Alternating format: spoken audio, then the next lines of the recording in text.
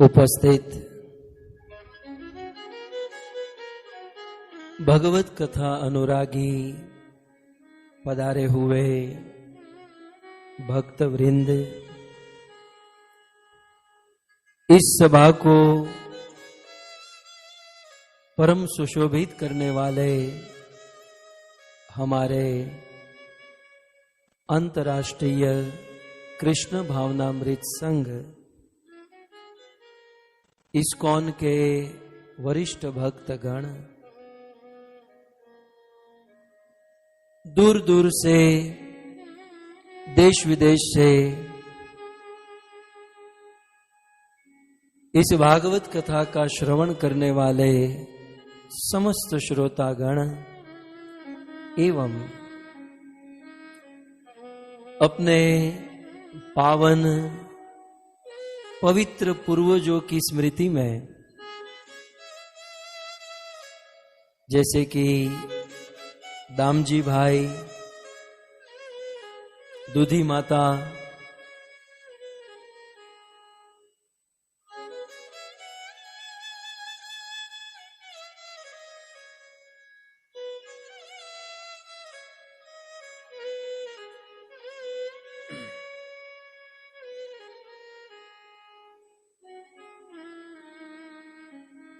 कांजी भाई, जया बहन, छोटू भाई, जसू बहन और प्रभुदास भाई, इन समस्त पूर्वज पितरों की पावन स्मृति में ये सुंदर भागवत कथा का आयोजन करने वाले यूके निवासी, ऑस्ट्रेलिया निवासी और मूलतः केनिया निवासी हमारे नवीन भाई, रंजन बहन, रमेश भाई, मुरली बहन, अरविंद भाई, इंदिरा बहन और शोभा बहन,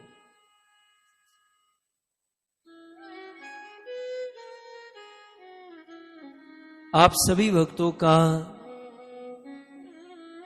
भगवत कथा के इस प्रथम दिवस में हमारे अंतःकरण से हार्दिक स्वागत एवं आप सबके चरणों में हमारा प्रणाम। राधे श्याम।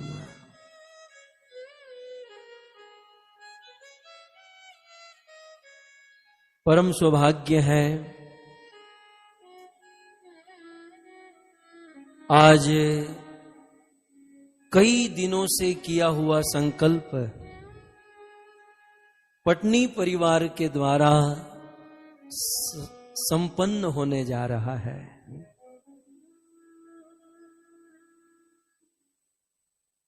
श्रीमद् भागवत कथा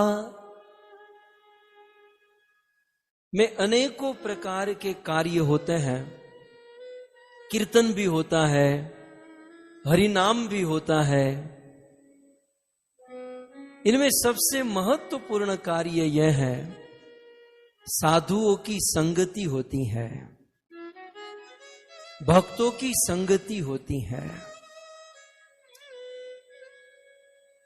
हमारे वेदों में, हमारे शास्त्रों में एक प्रश्न पूछा गया कि बुद्धिमान कौन है? बुद्धिमान वो होता है जो कुछ वस्तु को करता है, जो कुछ वस्तु को नहीं करता है। शास्त्र के एक श्लोक में जो 11 वस्तु को त्यागता है उसे बुद्धिमान कहा जाता है। वैसे जूम पर कई दिनों से कथा चल रही है, थोड़ा सा अंतराल हो गया 15-20 दिन का, तो आप लोग ये मत समझिए कि हम बिल्कुल फ्री बैठे होंगे। ये गोविंद टीवी ने हमसे बड़ी मेहनत करवाई है।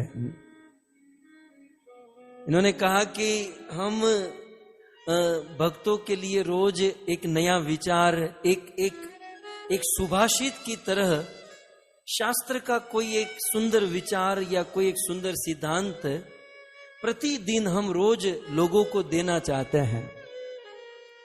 तो आप ज्यादा नहीं तो कम से कम 350 ऐसे श्लोक या ऐसे विचार, ऐसे सिद्धांत हमें दे दो, ताकि हम रोज इसे अपडेट करते हुए भक्तों को दे सके, भक्तों को पहुंचा सके। तो इन दिनों में हमने यही किया है कि शास्त्र को पढ़ पढ़ कर अच्छे अच्छे श्लोकों को आप भक्तों के लिए प्रस्तुत किया है, और ये सारी चीजें वे वेबसाइट पर रखते हैं। तो मैंने कहा कि पहले प्रभुपाद जी का विचार होना चाहिए, फिर पूज्य गुरुदेव का विचार होना चाहिए, और फिर हमने जो रिसर्च किया, जो खोज की है, वो विचार आप रख सकते हैं। तो आज जब मैं वो पढ़ रहा था, मेरी ही बात में पढ़ रहा था, तो सबसे पहले प्रभुपाद जी का विचार हमने देखा। प्रभुपाद जी बहुत सुंदर विचार देते हैं, आप देख सकते हैं।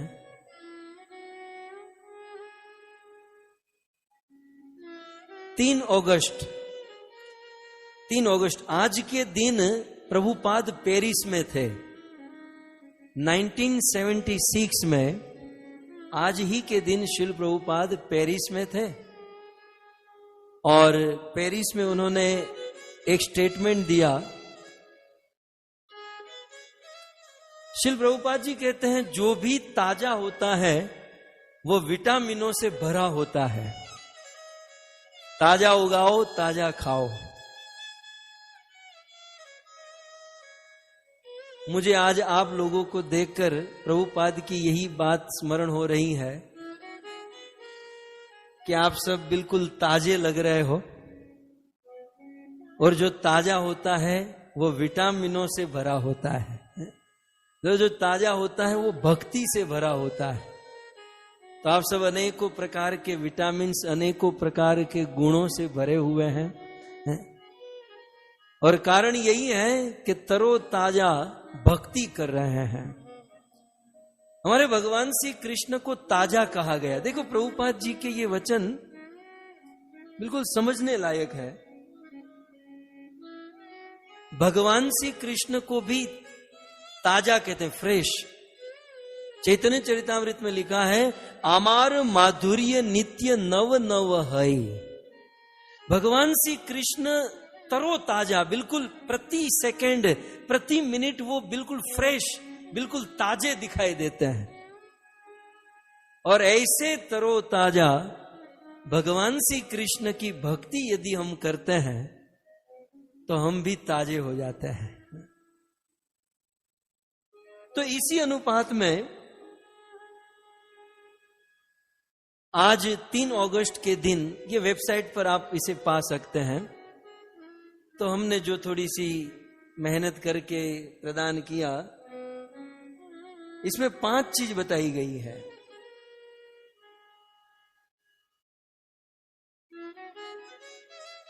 दस वस्तु बताई गई है, 11। प्रज्ञावान वर्जयेत सह प्रधान।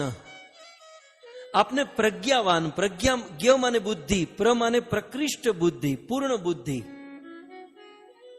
तो इस दुनिया में पूर्ण बुद्धि वाला, और पूर्ण बुद्धि में भी प्रधान, लास्ट में आप देख सकते हैं, प्रज्ञावान वर्जयेत स प्रधान। इस दुनिया में प्रज्ञावानों में भी सबसे प्रधान, सबसे श्रेष्ठ, सबसे उत्तम कौन है? तो कहते हैं वर्जयेत, जो 11 वस्तु का वर्जन करता है, जो 11 चीज को त्यागता है, वो इस दुनिया में सबसे बड़ा प्रज्ञावान, सबसे बड़ा बुद्धिमान माना जाता है। वे 11 वस्तु कौन सी हैं? शास्त्र के इस श्लोक में बताया गया है। सबसे पहले है छल। महाबुद्धिमान कौन है? महान बुद्धि वाला कौन है? तो कहते हैं छल वर्जयेत। ये वर्जयेत शब्द सबके साथ लगेगा। जो अपने जीवन से छल को वर्जित कर देता है, छल त्याग देता है, वो प्रज्ञावानों में, बुद्धिमानों में प्रधान है, बुद्धिमानों में श्रेष्ठ है, उत्तम है। तो सबसे पहले कहते हैं दंभम। दंभ, दंभ माने छल कपट।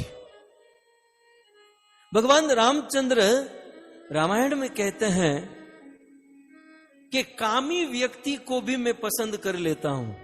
वैसे काम अच्छी चीज नहीं है, लेकिन भगवान रामचंद्र कहते हैं कि मैं कामी आदमी को भी प्राप्त हो जाऊंगा, अरे क्रोधी को भी प्राप्त हो जाऊंगा। वैसे क्रोध भी अच्छा नहीं है, लेकिन राम कहते हैं कि क्रोधी को भी मैं मिल जाऊंगा, कामी को भी मिल जाऊंगा, क्रोधी को भी मिल जाऊंगा। वैसे लोभ भी कोई अच्छा नहीं है, लेकिन लोभी को भी मैं प्राप्त हो जाऊंगा। परंतु जो कपटी है, जो छल कपट से भरा है, जिसके अंदर दंभ है, ऐसे दंभ वाले व्यक्ति को तो मैं कभी भी प्राप्त नहीं हो पाऊंगा, क्योंकि मोहे छल कपट छिद्र न भावा।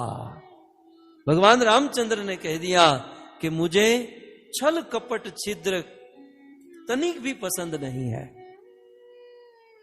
तो प्रज्ञावान, प्रधान, बुद्धिमानों में भी, महाबुद्धिमानों में भी सबसे उत्तम बुद्धिमान कौन है? जो अपने जीवन से छल कपट को त्याग देता है, दंभ को त्याग देता है। दंभ किसे कहते हैं? इस श्लोक में जो लिखा है, सबसे पहला है दंभ। दंभ माने हम जो नहीं है वो दिखाना। मान लीजिए हम धनी नहीं है, लेकिन दिखाना कि हम बहुत धनी है। हम डिवोटी नहीं है, लेकिन दिखाना कि बस इस दुनिया में प्रभुपाद के बाद किसी का नंबर है तो मेरा है। तो दंभ, जो चीज अपने अंदर नहीं है फिर भी उसको दिखाना, दिखाने का प्रयास करना, इसे दंभ कहते हैं।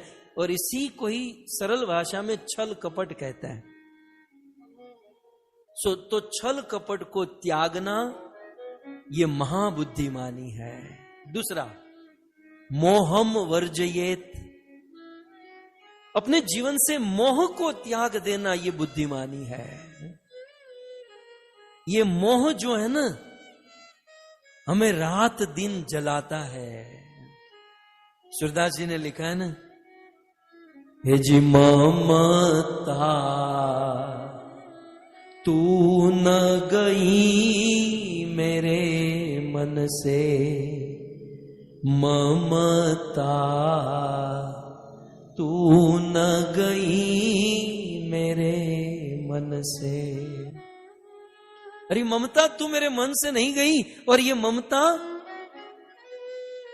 जैसे वो दीपक को लौ जलाती है, वैसे रात दिन व्यक्ति को जलाती रहती है। सो मोहम, मोह को त्यागना चाहिए। तीसरा कहते हैं मात्सर्यम। बुद्धिमानों में भी बुद्धिमान व्यक्ति वो है जो अपने जीवन से तीसरी वस्तु को त्याग देता है, और वो है मात्सर्य। मात्सर्य माने ईर्ष्या। और ईर्ष्या माने आपको तो पता ही नहीं होगा, क्योंकि आप तो ईर्ष्या करते ही नहीं है। आप तो बिल्कुल बिल्कुल ताजे तरोजे फ्रेश लोग हैं। ईर्ष्या किसे कहते हैं? माने मात्सर्य और ईर्ष्या दोनों लगभग एक है। ईर्ष्या माने दूसरों की प्रगति को देखकर जलना। हमारी बाजू की दुकान वाले का इतना बिजनेस क्यों हो रहा है, फलाना भक्त इतना आगे क्यों बढ़ रहा है, इसे कहते हैं ईर्ष्या, इसे कहते हैं मात्सर्य। अच्छा, ईर्ष्या और मात्सर्य में थोड़ा सा अंतर यह है कि ईर्ष्या मात्र मन में होती है, और मात्सर्य में क्या होता है? ईर्ष्या होने के बाद जिससे ईर्ष्या हो रही है उसका बिगाड़ने का प्रयास करना, मतलब एक्शन लेना कि हम उसको कैसे गिराए। ईर्ष्या में मात्र आदमी जलता है, लेकिन जलने के बाद जिसके प्रति जलन है उसको गिराने का प्रयास, इसे मात्सर्य कहते हैं। और जो व्यक्ति इस मात्सर्य को त्याग देता है वो बुद्धिमानों का भी बुद्धिमान माना जाता है, ऐसा वेदों के इस श्लोक में लिखा है। आप में तो ये कुछ है ही नहीं, लेकिन मैं ऐसे ही गिना रहा हूं कि दंभम वर्जयेत, मोहम वर्जयेत, फिर मात्सर्यम वर्जयेत, इसे त्याग देना चाहिए। चौथा कहते हैं पाप कृत्यम वर्जयेत। जीवन में सभी प्रकार के छोटे बड़े सारे पापों को वर्जयेत, त्याग देना चाहिए। तो आप जानते ही हैं, भगवान के विरुद्ध किया गया किसी भी प्रकार का कार्य कर्म जिसे पाप कहते हैं, इसे त्याग देना चाहिए। कितने हुए? 4। मुझे ऐसे इशारा करके बताइएगा, आप सब मेरे सामने ही हो, मैं देख रहा हूं। कितने? 4 हुए ना? जॉन नारायण जी 4 हुए ना? ठीक है। फिर 5वां कहते हैं राजद्विष्टम वर्जयेत। राजा से द्वेष करना त्याग देना चाहिए। मैंने कई लोगों को देखा है कि बिना वजह राजा से, नेता से, लीडरों से या कभी कभी मंदिर के अध्यक्ष, प्रेसिडेंट आदि सेवकों से द्वेष, बिना वजह द्वेष करते हैं। कई लोगों को देखा है। मान लो कोई अध्यक्ष, कोई आदमी सेवा दे रहा है और सेवा देकर मंदिर चला रहा है, मंदिर का प्रेसिडेंट है, और 2-5 लोग उनकी प्रशंसा करते ना, ये कितना अच्छा मंदिर चलाते हैं, कितनी अच्छी संस्था चलाते हैं। तो कुछ ऐसे लोग होते हैं, तुमको कुछ नहीं पता उसमें कितना खा लेते हैं, तुम जानते हो एमा કેટલું ખવાઈ जातू હોય। इसे कहते हैं राजद्विष्टम। कोई अच्छा शासन कर रहा हो और उस अच्छे शासन करने वालों के प्रति द्वेष, राजद्वेष्टम, नहीं करना चाहिए। फिर आगे कहते हैं पैशुनम। पैशुनम का अर्थ होता है चुगलखोरी। किसी गुरु के पास जाकर या किसी व्यक्ति के पास जाकर, तुम जानती हो फलाना आदमी तो ऐसा करता है, तुम जानते हो वो ऐसा करता है, वो ऐसा करता है। हम लोग हमारे बारे में ही जान लेना, यही सबसे बड़ी बात है। लेकिन एक आदत सी पड़ गई है पैशुनम। पैशुनम चुगलखोरी, दूसरों की चुगली करने की आदत। जो इसे त्याग देता है वर्जयेत, सब प्रज्ञावान प्रधान, वो बुद्धिमानों में प्रधान माना जाता है। तो दंभम मोहम मात्सर्यम पाप कृत्यम राजद्विष्टम पैशुनम 6 हुए। 7वां है पूर्वैगम। भौतिक या आध्यात्मिक किसी भी ग्रुप से पूर्वैरम, पूर्वैरम माने किसी भी ग्रुप से वैर नहीं करना चाहिए। फलाने गुरु महाराज का ग्रुप ऐसा है, वो उनका ग्रुप ऐसा है, उनका ग्रुप ऐसा है। तुम अपना ब्लड ग्रुप देख लो, यही सबसे बड़ी बात है। अपना ब्लड ग्रुप पता नहीं और दूसरे का ग्रुप और दूसरों के प्रति वैर खड़ा कर देता है। सो पूग वैरम, दूसरों के ग्रुप के प्रति वैर नहीं होना चाहिए। फिर आगे कहते हैं मत्तो। मत वर्जयेत सप्रज्ञावान प्रधान। जो अपने जीवन से मत माने अभिमान, जो अभिमान को त्याग देता है वो प्रज्ञावान में प्रधान है। फिर उन्मत्त माने पागल। जो पागल को त्याग देता है वो प्रज्ञावान बुद्धिमानों में प्रधान है। फिर आगे कहते हैं दुर्जने। जो दुर्जनों की संगति त्याग देता है वो बुद्धिमानों में प्रधान है।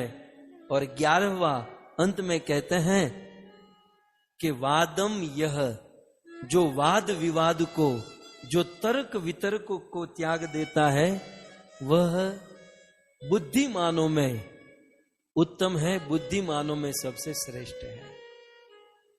सो भक्तों, शास्त्र के इस श्लोक में मानव समाज के लिए निवेदन किया गया कि यदि मनुष्य को सर्वश्रेष्ठ बुद्धिमान बनना हो, प्रज्ञावान बनना हो, तो इन 11 वस्तुओं को त्याग देना चाहिए। लेकिन हमारे मन में स्वाभाविक प्रश्न हो सकता है कि भाई इन 11 वस्तुओं को त्यागना बड़ा कठिन है, बहुत मुश्किल है। ये छोड़ो, ये छोड़ो, छोड़ो छोड़ो छोड़ो, ये सब छोड़ सको, त्याग सको, बहुत अच्छी बात है। लेकिन यदि ये सब छोड़ न सको तो एक चीज पकड़ लो। यदि एक चीज पकड़ लोगे ना तो ये सब कुछ अपने आप छूट जाएगा।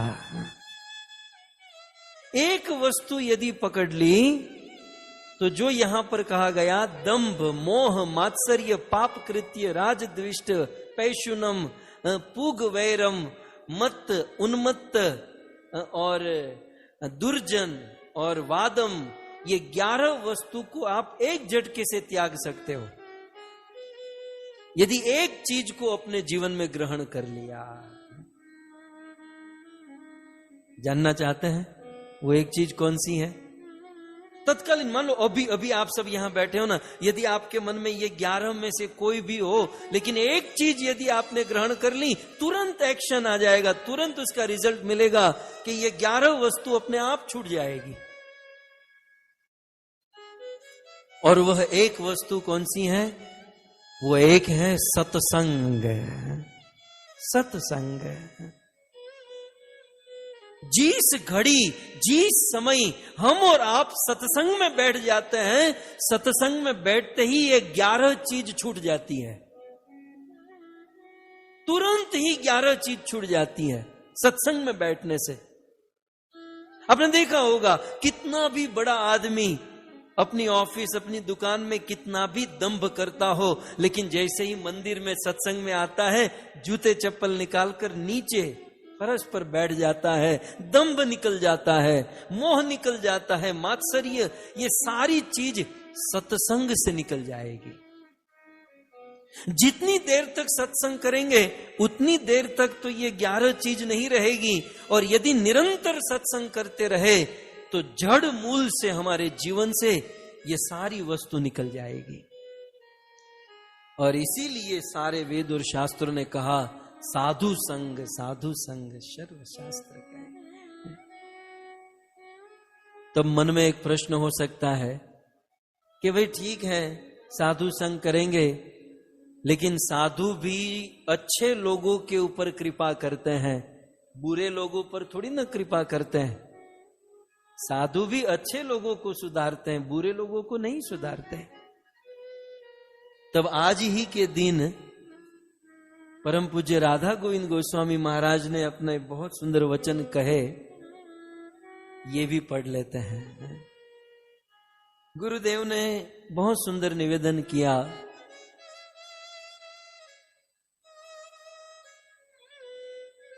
वे कहते हैं आप पढ़ सकते हैं, ये व्यवस्था इसीलिए है कि आप पढ़ सकें। आज ही के दिन निवेदन किया कि लोहे के एक टुकड़े से भगवान के मंदिर में उनका भोग बनाने के लिए चाकू बनाया जाता है। लोहे का कोई टुकड़ा हो और उस लोहे के एक टुकड़े से कोई चाकू बना दे और उस चाकू से भगवान के मंदिर में भगवान के लिए पनीर की सब्जी बनाने के लिए, टमाटर आलू काटने के लिए, मतलब भगवत सेवा में कोई चाकू बनता है जो भगवत सेवा में लगता है। और उसी लोहे के टुकड़े से दूसरा चाकू बनाया जाता है, जिस चाकू से कसाई खाने में गाय और बकरों को काटा जाता है। लोहे का एक ही टुकड़ा जिससे एक चाकू बनती है जो मंदिर में भगवान की सेवा में इस्तेमाल होती है, और उसी लोहे के टुकड़े से दूसरी चाकू बनती है जो कसाई खाने में पशु पक्षी को मारने काटने के लिए इस्तेमाल होती है। क्या सुंदर बात बताई गुरुदेव ने। परंतु पारस मणि, स्पर्श मणि जानते ना, मैं खोज रहा हूं। पारस मणि यदि उस चाकू को स्पर्श हो जाए, लोहे को स्पर्श हो जाए, तो लोहा सोना बन जाता है। जब पारस मणि लोहे को स्पर्श करती है तो लोहा सोना हो जाता है।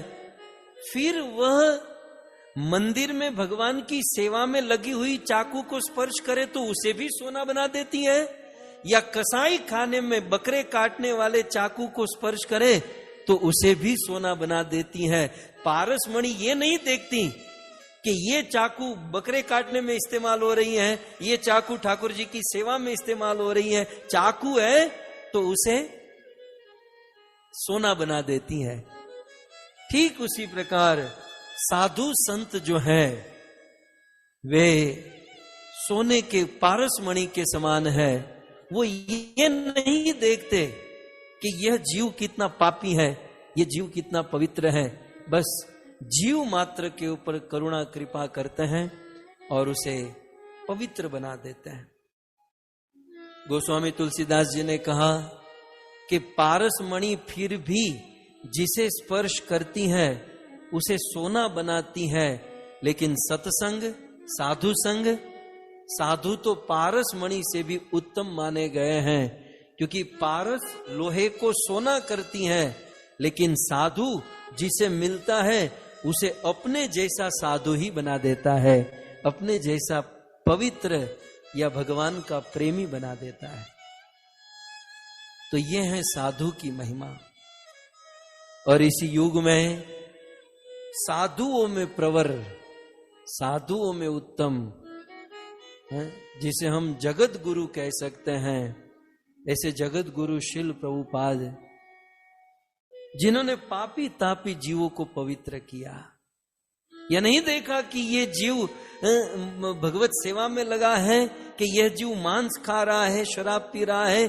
शिल प्रभुपाद के पास जितने भी लोग आए, सभी लोगों के ऊपर उन्होंने करुणा की, कृपा की, और प्रभुपाद ने सबको अपने जैसा संत बना दिया, अपने जैसा पवित्र बना दिया। थोड़े ही समय पूर्व अंतर्राष्ट्रीय कृष्ण भावनामृत संघ की स्थापना हुई। यह स्थापनीय दिवस मनाया गया। शिल प्रभुपाद,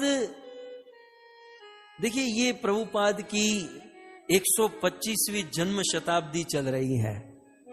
हम लोग बहुत अच्छे समय से पास हो रहे हैं। शिल प्रभुपाद अपने दिनों में जब विदेश भ्रमण कर रहे थे और दिन दुगनी रात चुगनी शिल प्रभुपाद भयंकर प्रचार कर रहे थे, रोज हजारों लाखों लोगों को मिल रहे थे, और जिनको मिलते उनको पवित्र कर देते अपनी वाणी से, अपने स्पर्श से, अपनी सेवा से। शिल प्रभुपाद 10 साल की आयुष्य, 10 साल में, अपने जीवन के अंतिम 10 वर्ष में वे पूरी दुनिया में 10 परिक्रमा किए। और प्रचार के दौरान प्रभुपाद विचरण करते करते अफ्रीका पहुंचे। अब ध्यान से सुनिए, अफ्रीका पहुंचे। अफ्रीका में वो केनिया में गए। प्रभुपाद जी के साथ उनके अनेकों शिष्य भी थे, और प्राय आप देखो प्रभुपाद ने अमेरिका से प्रचार प्रारंभ किया। इसलिए कई सारे विदेशी, अमेरिकी, जो जिसका जन्म अमेरिका में हुआ है, ऐसे विदेशी भक्त प्रभुपाद के साथ रहते थे। और वे बेचारे जानते नहीं थे कि साधु की सेवा कैसे करनी चाहिए, संतों की सेवा कैसे करनी चाहिए। लेकिन हम धन्य हैं, हमारे भारत की संस्कृति में, भारतीय के खून में सेवा भरी है, भारतीय के ब्लड में संस्कृति भरी हुई है। भले भक्त हो या न हो, भारतीय व्यक्ति इतना तो जानता है कि घर पर आए हुए अतिथि की, साधु की सेवा कैसे करनी चाहिए।